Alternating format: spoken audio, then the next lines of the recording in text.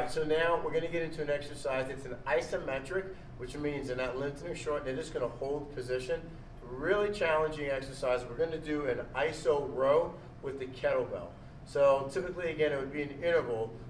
30 is a lot. I probably with this drill would even bring it down to like a 20-second interval. So they're maintaining a tall plank, and they're going to hold the kettlebell to the target is the rib cage, where they're going to get the thumbs to touch the rib cage. So a few things I want to make sure I want to go over here. Hand position, the hand that's on the ground. We're going to center that hand right under the chest. And as far as feet, as far as the placement of the lower body, we want to go with a wide base. The key is for them to maintain that tall plank. If they're pooching the hips up and they're starting to pike up, they're losing the benefit of that. So let me show you here. So again, I'm going to get my hand centered over chest, wide with my stance. So see, I got to get a good plank in here.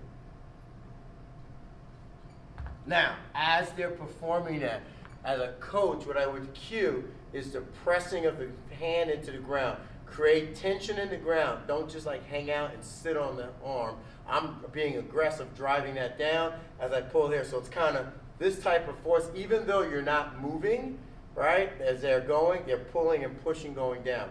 As far as load, the load that somebody would use for a typical row, you're gonna have to back down.